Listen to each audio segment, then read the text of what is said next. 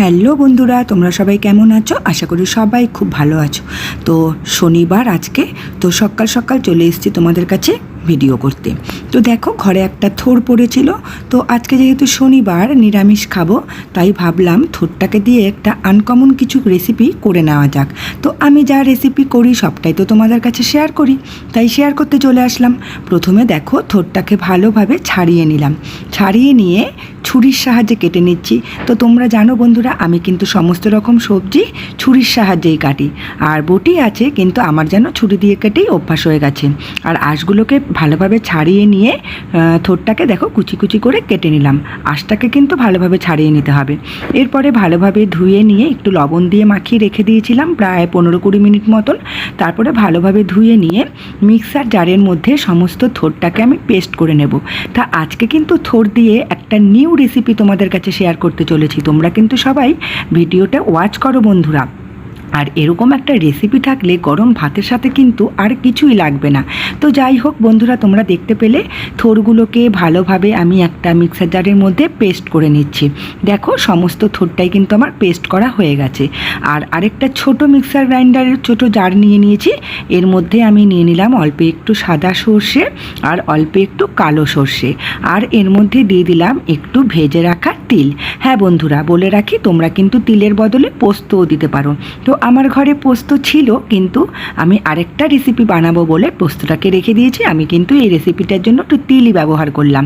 এরপর দিয়ে দিলাম একটু লবণ আর একটা কাঁচা লঙ্কা। তোমরা যে যেরকম ঝাল খাও সেরকম অনুযায়ী ঝালটা দিও। আর একটুখানি লবণ দিয়ে জল দিয়ে ভালোভাবে পেস্ট করে নিলাম। এরপরে রান্না করার পালা। কড়াই গরম হলে দিয়ে দিলাম সর্ষের তেল। তেলের মধ্যে দিয়ে দিলাম একটুখানি কালো জিরা ফোড়ন।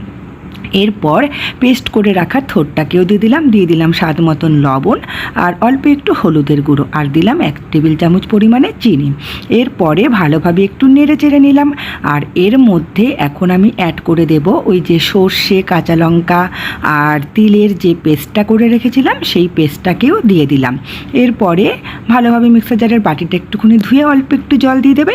এরপরে বেশি জল কিন্তু তোমরা ইউজ করো না বন্ধুরা। তো যাই হোক, এবারে ভালোভাবে নেড়ে চেড়ে এই যে পেস্টটাকে না, এটাকে একটা ডো তৈরি করে নিতে হবে। মানে বেশ জলটাকে পুরোপুরি টানিয়ে নিতে হবে। দেখো বন্ধুরা, কিন্তু জলটা টেনে নিচ্ছে। আরও ভালোভাবে কষিয়ে নিতে হবে। আর দারুণ লাগে এই রেসিপিটা। এই রেসিপিটা থাকলে গরম ভাতের সাথে আর কিছু লাগেই না। ভাত পাতে তো আমার তো অর্ধেক ভাত এই দিয়েই খাওয়া হয়ে গেছিলো বন্ধুরা। তো যাই হোক, তোমাদের সাথে গল্প করতে করতে আমার এই রেসিপিটাও কিন্তু রান্না করা কমপ্লিট। এখন দেখো, একটা পুরো ডোয়ের মতন হয়ে গেছে। এখন আমি আলাদা একটা পাত্রে নামিয়ে রেখেছি। আর হ্যাঁ, ভাতের সাথে কিন্তু একটা কাঁচা লঙ্কা আর একটু সর্ষের তেল নিতে ভুলো না। দেখো, আমি ওপর থেকে আর একটু সর্ষের তেল ছড়িয়ে দিলাম।